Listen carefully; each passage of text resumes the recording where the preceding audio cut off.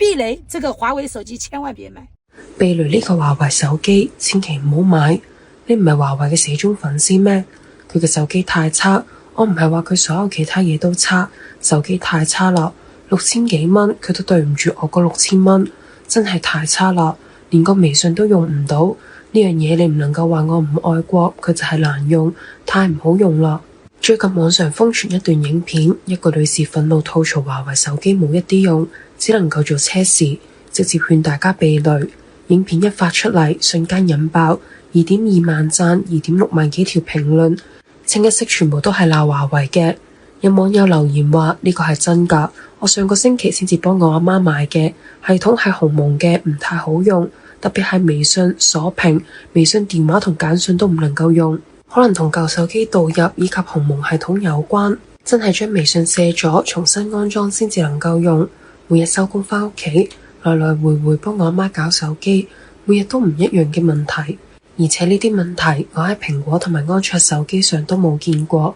今年6月，華為嘅鴻蒙系統全面升級之後，用戶發現微信鎖屏來電唔響，視頻通話黑屏，付款失靈，聊天記錄消失，呢啲喺蘋果同三星上幾乎唔會出現嘅問題，喺華為上就成為咗家常便飯。兄弟們，咱天天就有說房價掉得太……兄弟們，我哋日日話房價跌得太厲害啦，但我覺得啊，國產手機嘅價格跌得更厲害。呢個手機7月份花8999蚊買嘅，11月份二手價值2000蚊。老鐵們，我呢個手機咪就係壓咗一下，我都唔知道點解出現呢種點點，我就去華為售後問咗一下，佢話換一整個屏幕需要2399，我話呢個手機總共值2000蚊，然後叫我換個屏幕使2399，其他人咪會話我係咪有咩毛病咯？呢個真係智商稅嘛？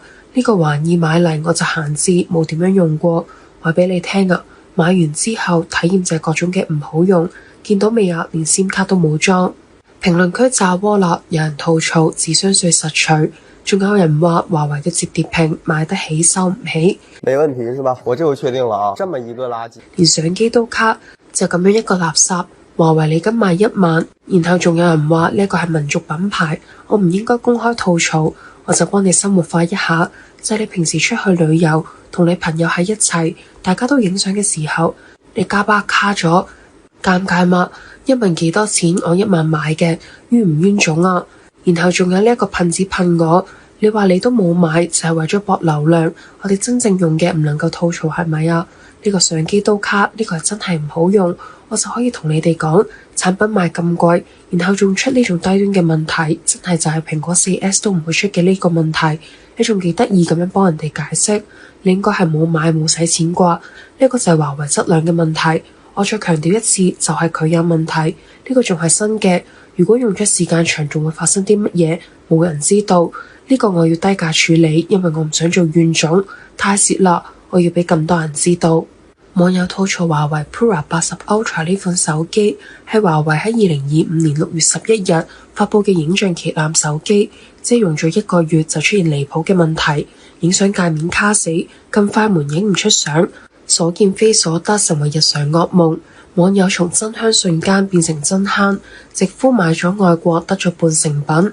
實際上華為拍照界面嘅所見非所得，被用戶吐槽咗好多年。撳快門嘅時候，張相睇起嚟係一個樣，等入完相冊轉圈之後，又變成另外一個樣。華為 Mate 80賣得好不好啊？我認為華為 Mate 80賣得好唔好啊？我認為呢個微信目前嚟講仲係佔好大一部分。原因目前嚟講，呢個手機端嘅純血鴻蒙系統，微信功能仲係唔夠完善啊。目前對我最大嘅困擾就係佢呢一個冇辦法登錄手機端呢一個微信，到而家依然唔能夠用，所以話大家買之前都係要考慮一下。華為打着愛國的旗號割韭菜，其實華為打住愛國嘅旗號割韭菜，其實就係一個智商稅品牌。華為高價低配太貴啦，唔係老百姓能夠消費得起嘅，而且用1-2年就會卡。你哋發現未啊？仲要華為發佈新品，網上就有一道負面新聞，呢個已經成為行業嘅公開秘密。一係友商水軍乘機踩一腳，一係就係積怨已久嘅真實用戶終於揾到宣泄口。華為 Mate 80系列或者 Mate X7 同全場景新品發佈會現官宣定檔係11月25日。華為常務董事產品投資委員會主任、終端 BG 董事長余承東曬出影片，首次公佈咗華為 Mate 80系列嘅真機外觀。華為吹噓話，華為將攜 Mate 80系列完成中國科技史上最徹底嘅涅槃。呢一次，連螺絲釘都刻住中國做嘅標籤。曾經被扼住喉嚨嘅國產手機，正喺度用100% 自主化嘅答卷震撼世界。華為嘅呢一次宣稱，可以理解為華為 Mate 80嘅零部件全部來自中國，實現咗100% 嘅國產化。然而11月18日，上海報業集團旗下財聯社報導，從產業鏈人士處獲悉，日本松下、匯創達中標華為 Mate 80系列側件防水開關嘅量產供應商。呢一個報導令華為嘅偽國產標籤瞬間坐實。近日，中日關係因為日本新首相高市早苗嘅台灣有事就係日本有事嘅發言而迅速惡化。中國再次禁止進口日本海產品，小粉紅又開始抵制日貨。而華為 Mate 80喺呢個敏感階段推出，因為用咗日本零部件，小粉紅集體破防啦。感謝財聯報，唔係唔知道幾多人被華為忽悠，呢個唔係零部件嘅事，係信任嘅崩盤。中日之間局勢咁劍拔弩張嘅時候，華為嚟呢一手，用日本松下嘅零部件買 Mate 80，到底算唔算愛國啊？都就嚟打起嚟啦，仲咁樣做，嚴重傷害中國人民感情啦，失望。眾所周知，按鈕蓋先至係手機嘅核心，最難突破嘅地方。華為話乜嘢完全自主可控，結果呢，喺按鈕蓋咁關鍵嘅地方，居然用咗日本嘅供應商。華為太可惡啦，點解能夠咁壞啊？我哋要嚴查嚴懲呢一種行為，應該狠狠罰款，罰佢個幾千萬甚至1個億。外國嘅先驅企業居然喺呢個關頭瘋狂採購日本企業嘅嘢，唔通國產唔能夠替代嗎？唔通一定要發售呢一個手機嗎？華為 Mate 80系列預熱影片一放，抖音上面瞬間刷屏，外觀配置遭到網友各種吐槽。好消息，華為又回歸新款設計了。好消息，華為又回歸新環設計啦。壞消息，變醜啦。下面呢個圓圈咪就係個普普通通嘅無線充電環咩？點解華為你一定要將佢放喺外面啦？名對標17 Pro Max， 背板都非要同蘋果一樣，多餘嘅貼樣嘢上去嘛？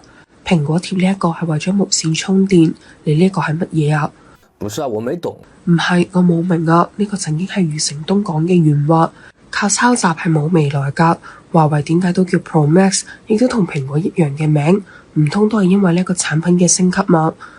華為 Mate 80系列將喺命名策略上進行調整，將原本超大杯嘅 Pro Plus 變更為 Pro Max。好多網友嘲笑華為 Mate 80改名係趁熱度跟風，國產自信呢？蘋果嘅 Pro Max 係2019年 iPhone 11 Pro Max 首創嘅殺手鐧。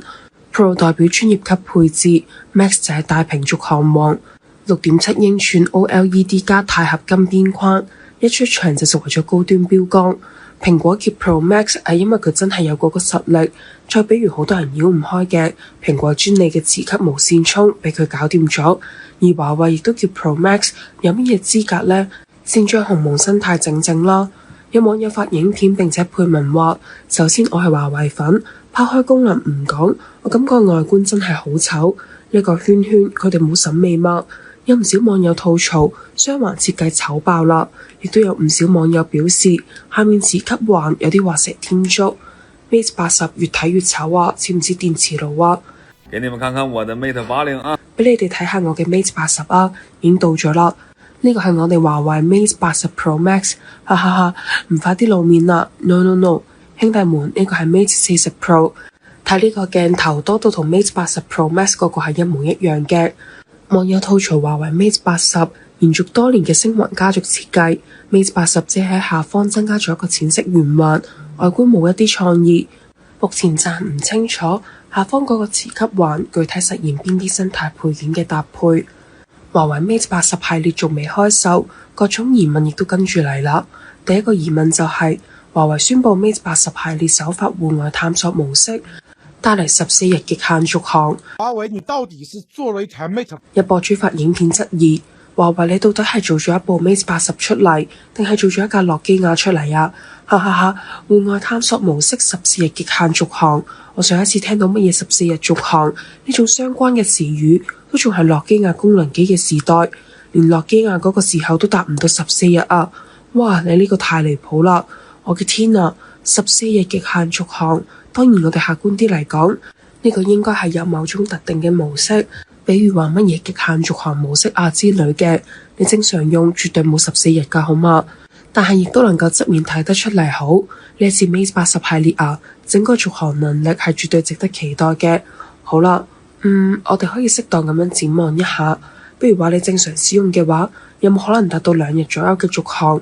咁關於呢一個戶外探索模式極限續航啊14日，你哋係點樣睇呢？第二個疑問就係24G 運存同埋2TB 存儲係咪交智商稅呢？呢個問題代表咗普通消費者嘅真實心聲。從需求角度睇，普通用戶可能確實用唔上24G 運存，日常開幾個 app 完全夠用，12G 到16G 就足夠應對日常生活。2TB 存儲對只係傳相同埋社交軟體嘅人嚟講亦都太誇張，1TB 已經綽綽有餘啦。有網友吐槽20G RAM 能夠用10年，但對上班族係雞肋。第三個疑問，曝光信息顯示標準版 Mate 80體積控制喺 6.7 英寸直屏，重量喺230克左右，對比 iPhone 17嘅177克 ，Pro 版嘅204克，確實重咗啲。擔憂唔係空穴，電池大咗，重心下移，單手操作易疲勞，尤其女生黨吐槽變啞鈴啦。第四個問題，麒麟9030處理器嘅全系標配係呢次最大嘅看點之一。麒麟9030被多間媒體形容相當於台積電嘅5.5納米工藝水準，人哋蘋果、三星都喺度用3納米啦。余承東嘅預熱影片中隱約透住計算力為王嘅底氣，華粉刷屏遙遙領先，但係另一邊質疑聲浪更高，從良率低、發熱狠到宣傳大於實際，好多人直言唔看好華為晶圓，覺得呢個又係一輪情懷稅。有網友表示，華為將愛國2個字玩成最鋒利嘅鐮刀，割住消費者嘅錢包，但當用戶真金白銀掏咗錢，但就換嚟一個半成品系統，心理落差可想而知。前2天呢，我給我們家2個阿姨買了2部。前2日呢，我幫我哋家2個阿姨買咗2部新嘅華為手機，目的呢係希望佢哋多影一啲孩子嘅影片啊，經常發俾我，因為大家都知道我孩子經常同我唔喺一齊。我哋就買咗嗰個鴻蒙系統，即係華為最新嘅鴻蒙系統。買咗呢個系統之後，有一日我就發影片俾阿姨，發消息佢竟然冇收到，完全冇收到。喺超市付款嘅時候付唔出去，反正各種各樣嘅問題。我係覺得，如果係一啲新嘅軟體出現兼容問題 OK 嘅，點解微信同抖音咁樣嘅軟體喺鴻蒙系統入面嘅兼容性都有問題？我就上網查，網上仲真係有好多人喺度吐槽呢一個系統。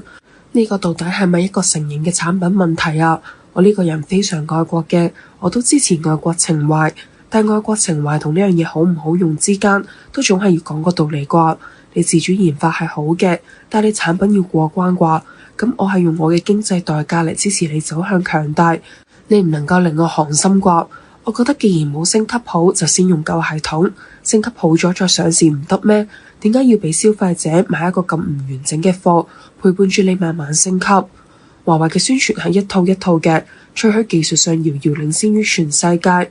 2019年，余承東喺開發者大會上拍住心口話：鴻蒙唔係安卓，亦都唔係 iOS。台下掌聲雷動。2021年鴻蒙2.0上線，又悄悄承認早期版本係基於安卓 AOSP。2023年鴻蒙4.0開始去 AOSP。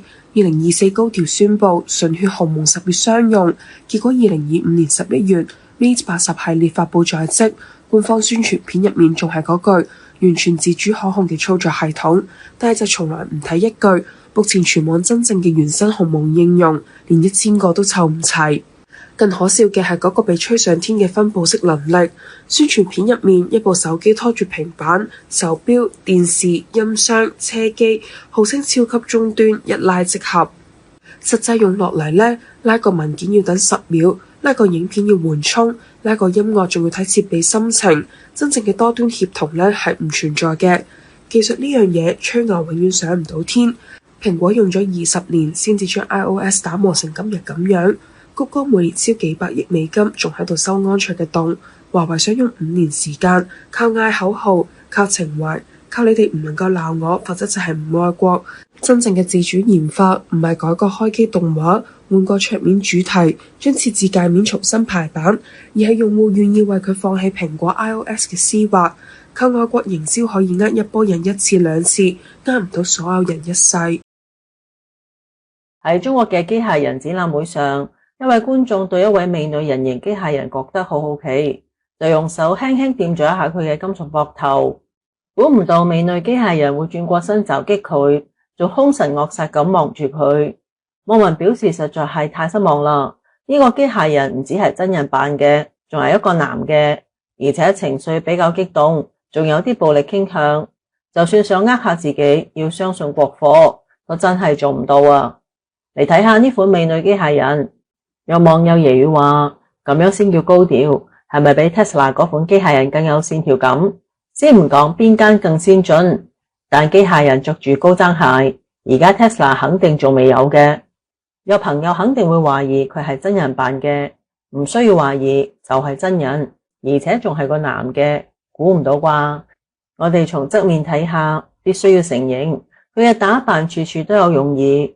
頸部嘅設計從前胸向下延伸，視覺上俾人一種條頸更加細長嘅感覺，仲完美咁遮住咗喉結。問題係，如果真係有咁逼真嘅人形機械人喺中共春晚嘅大舞台上，點解仲會用嗰啲咁搞笑嘅貨色呢？先嚟睇下一組近期中國機械人嘅激情摔角合輯。網友喺評論區話，笑到我肚都痛埋，遙控嘅機械人點解就唔可以遙控佢停低呢？呢嚿嘢我仲可以指望佢做啲咩啊？連最基本嘅跌低就斷電都咁難做到嘅咩？完全係一條死魚亂咁跳。睇完影片，有網友表示，雖然唔知道第一個機械人點解會跌低，但真係要承認佢跌得好瀟灑，好有性格。另一位網友表示，呢啲機械人感覺上根本就唔知道前面有樓梯高度之類嘅信息，只係靠住不停校正平衡演算法嚟保持唔跌低，所以被棘咗一下之後，再慢慢咁調整。呢個機械人喺度表演武術動作，不過似乎係太過興奮，停唔落嚟，對住一個圍觀嘅外國人，就係俾佢一腳飛踢，嚇到旁邊負責遙控嘅工作人員即刻撲上去拉開佢。有網友話，動作仲係太固定同程式化，未做完就唔會停低。另一位網友話，係咪發錯咗指令啊？組合拳停唔落嚟，都唯有快啲抱住佢。唔係嘅話，最丟架嘅就係連遙控器都暴露出嚟。再嚟睇下呢個機械人，正對住塊鏡，做住舞蹈動作時突然發癲，跌咗落地後，好似被電擊中咗咁，係咁震。不過又突然停低，停喺一個十分古怪嘅姿勢。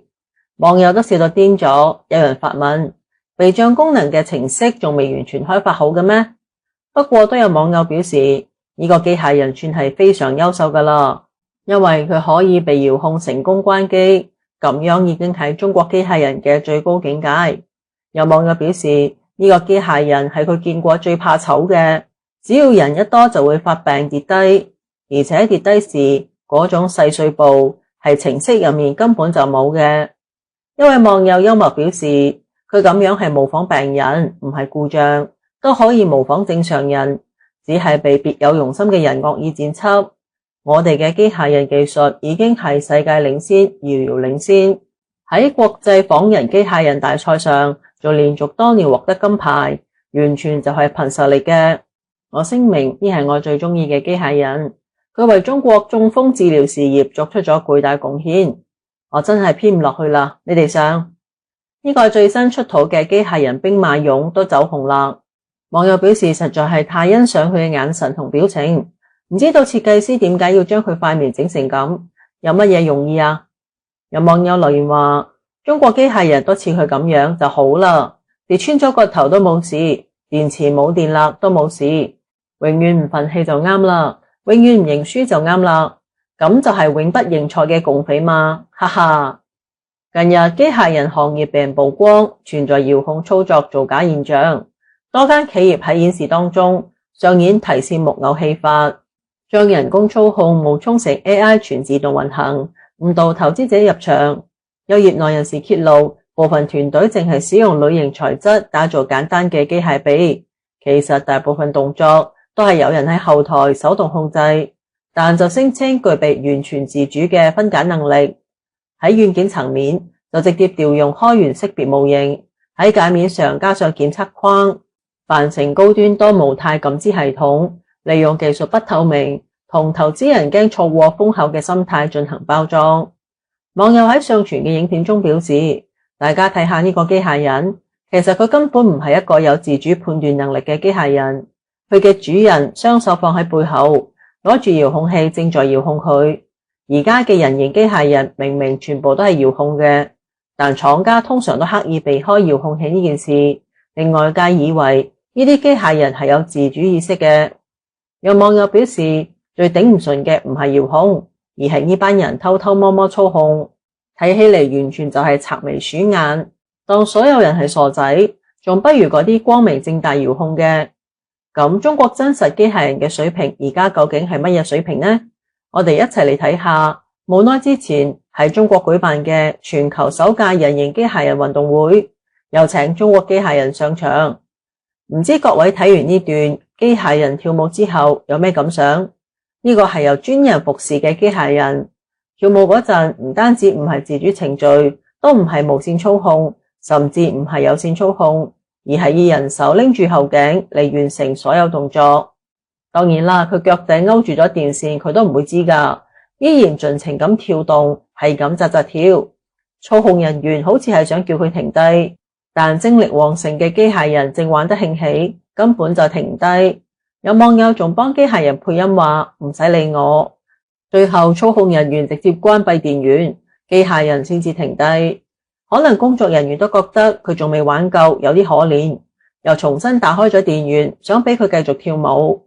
但係意想不到嘅事就咁發生咗，只見佢通咗電之後好似懵懵地，好似完全唔記得啱啱發生咗咩事，之後仲掙扎住想要起身，但又撲咗落地，突然開始四肢抽筋，好似被人噴咗殺蟲水嘅曱甴咁。佢嘅主人喺旁邊不停咁撳遙控器，但係完全都冇用。網友表示呢個機械人真係做到咗人性化，即係必須真人手控嘅機械人。當然都有無線遙控嘅機械人挑戰落梯級呢種高難度動作，不過都係令人好擔心。只見佢淨係落咗一級梯級就中咗落去，連個頭都飛咗出去。喺機械人運動會嘅自由搏擊賽嘅會場上，一個機械人從身後靠近一位工作人員，點知被佢一下子推開，跟住意想不到嘅事就咁發生咗。呢個機械人竟然從背後出拳偷襲工作人員，最後被工作人員一腳踢開。評論區嘅網友開始議論紛紛，好多網友揶揄話呢個機械人肯定係被人遙控嘅，而且遙控嘅嗰個人同台上嘅另一個人有仇。亦有網友表示，下一個風口就係機械人維修、機械人保養、機械人貼膜。再睇下呢個身手唔錯嘅機械人，一個回旋踢之後被充氣沙包框親。工作人員似乎係向遙控佢嘅操作員發出各種指令，但係只見佢喐咗一下就冇晒反應。再睇下呢邊，機械人障礙賽跑開始啦。一個機械人喺工作人員嘅遙控之下，完成咗各項高難度嘅上坡奔跑，但就喺地面一塊平平常常嘅平台前面停低咗，最後冇行幾步路就跌低咗。喺工作人員努力嘅遙控之下，機械人又跑返轉頭，重新踏上平台，終於完成咗比賽。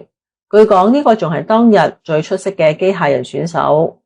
有網友表示，再出色都係人工遙控，咁同玩具有咩分別啊？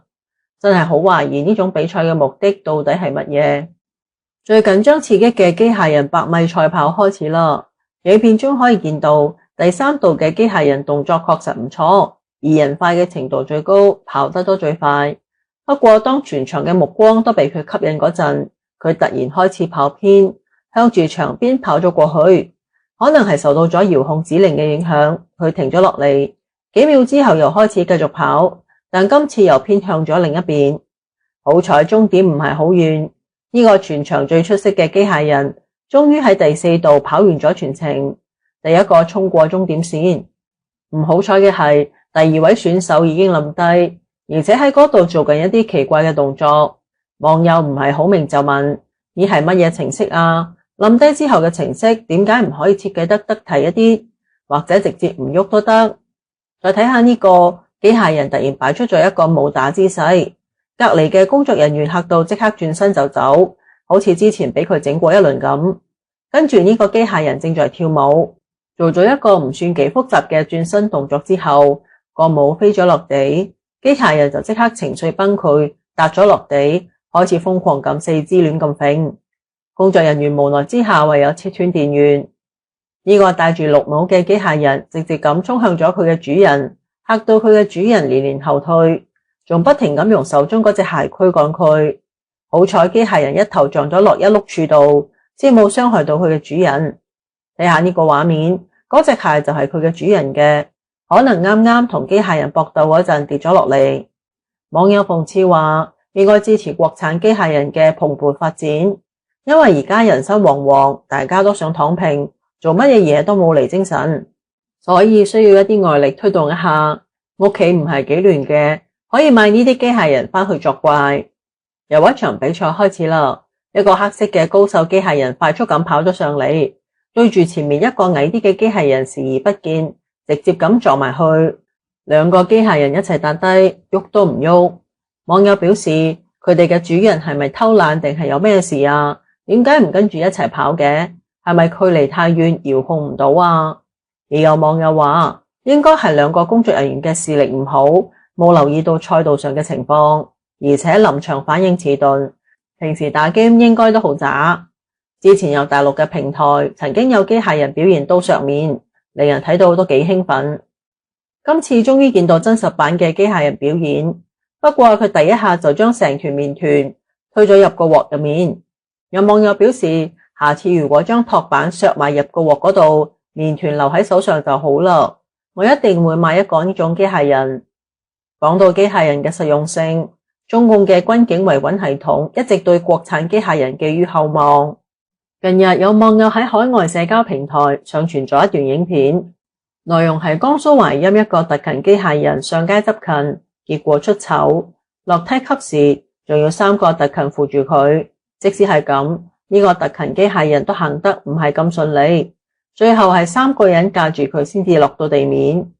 網友表示，呢種咁低劣嘅表演究竟有咩用啊？呢種好似就快中風嘅老人家嘅機械人，就算想用嚟嚇下啲民眾都做唔到啊！另外都有網友話，佢哋達到咗一定嘅目的。你睇下嗰啲所謂嘅特警制服，完全係模仿香港警隊。但中共已經摧毀咗曾經喺全球最優秀嘅香港警隊，仲要去模仿人哋嘅制服外表，呢樣先係最乞人憎嘅。中共嘅目的就係諗盡辦法令人反感，而佢做到啦。機械人出現危險性事故嘅例子喺中國都有唔少。今年5月，一個機械人突然發狂，係咁揈手臂，場面相當恐怖，隔籬嘅操作員都嚇到即刻閃開。喺影片中，2名男子用繩將一個黑色嘅機械人掛喺一個掛鈎上，跟住操作住前面嘅電腦，疑似係發送指令俾機械人。之後機械人嘅雙手同雙腳都開始喐動，不過只係幾秒鐘之後，機械人就迅速失控，雙手瘋狂揮舞，好似要打人咁，雙腳亦都亂咁走動。電腦螢幕被打歪，前面幾張凳仔都被佢連打帶踢，不停移位。一張凳仔上嘅嘢仲被佢打飛咗，固定機械人嘅支架都差啲被佢扯咗落嚟。2名男子嚇到即刻逃走，之後其中一個行到機械人後面帶住支架，先至阻止咗佢瘋狂嘅行動。網友紛紛留言表示，好得人驚啊，好似要劈友咁。人形機器人，好多公司大面積的造。一位網友話，人形機械人好多公司都係大規模造假。我啱啱睇到咗好多類似嘅新聞，一啲公司用一個手柄遙控機械人誤導投資者。各位兄弟，我都嚟感慨一下，炒作嘅時候就將呢啲機械人炒到上天，你睇下各種公司都炒到出宇宙啦，話乜嘢彎道超車，我哋勁到不得了，炒高咗之後散戶接盤，而家就原形畢露，慘啦，全部都係散戶埋單，點可以做出啲咁嘅事呢？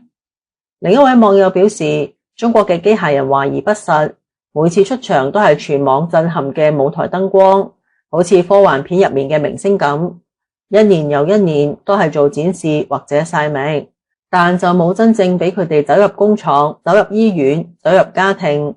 中國機械人嘅商業邏輯就係拍影片，純粹係炫耀展示。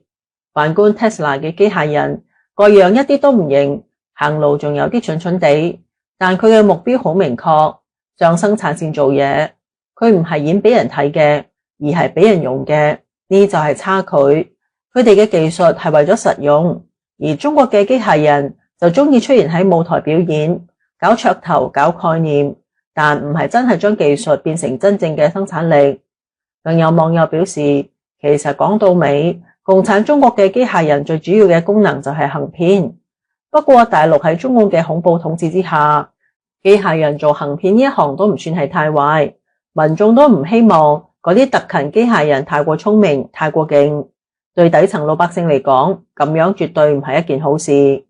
好啦，節目就到呢度，多謝大家嘅收睇。如果中意我哋嘅節目，記得 like、share 同多啲留言，我哋下次見。